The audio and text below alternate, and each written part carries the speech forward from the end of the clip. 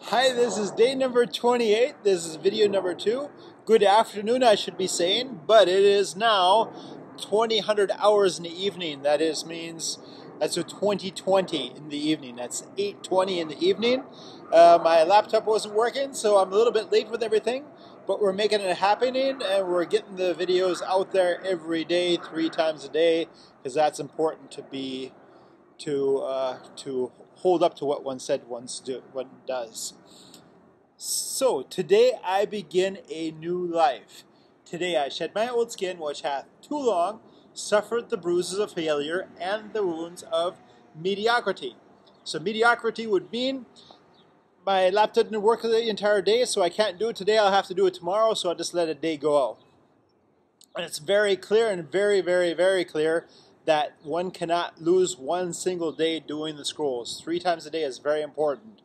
Optimally, the morning, the afternoon, after the midday meal, and in the evening. But that wasn't possible today, so we're making it happen anyway.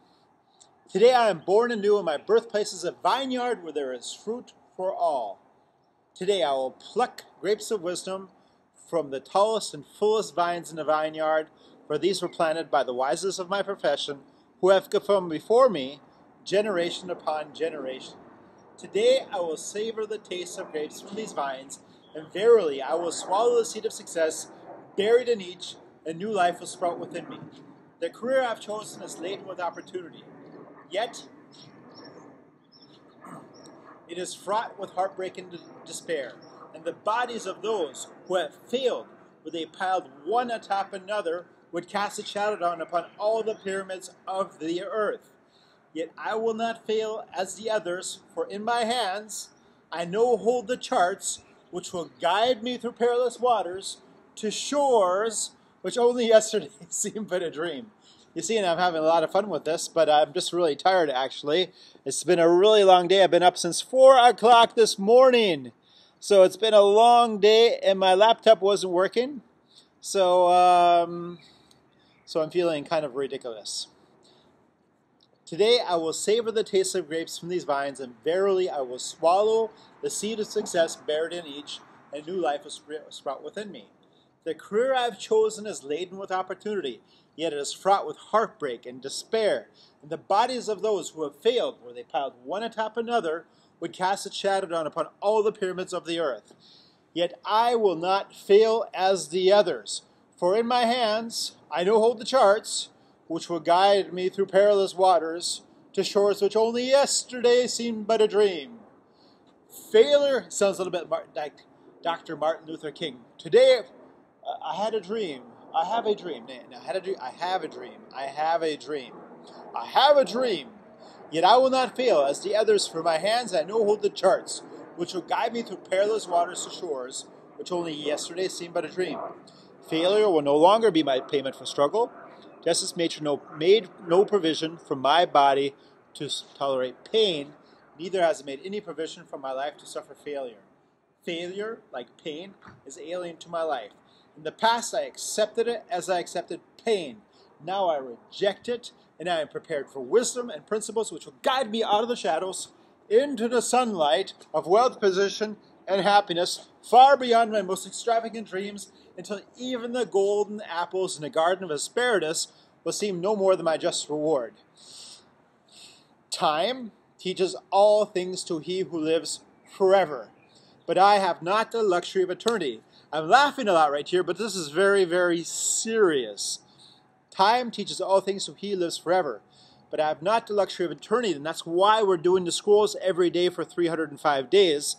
Yet within my allotted time, I must practice the art of patience, for nature acts never in haste.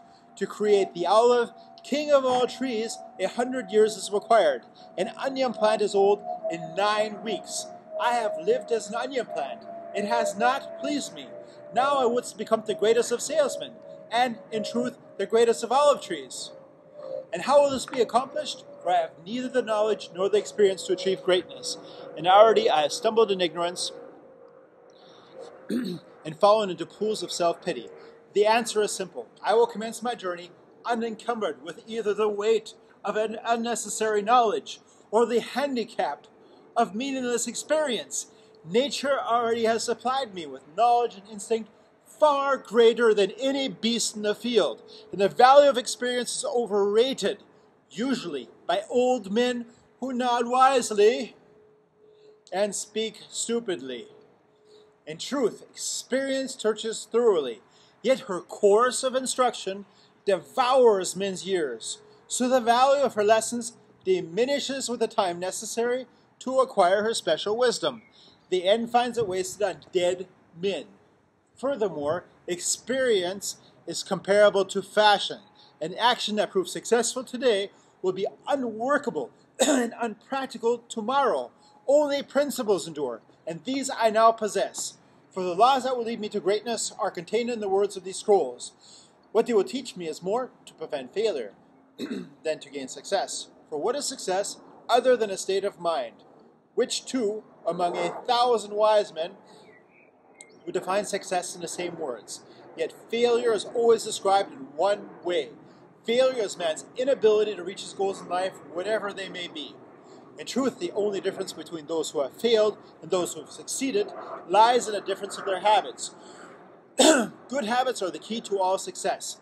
Bad habits are the unlocked door to failure. Thus, the first law I will obey, which precedes all others, is I will form good habits and become their slave. As a child, I was slave to my impulses. Now I am slave to my habits. As all grown men, I have surrendered my free will to the years of accumulated habits, and the past deeds of my life have already marked out a path which threatens to imprison my future.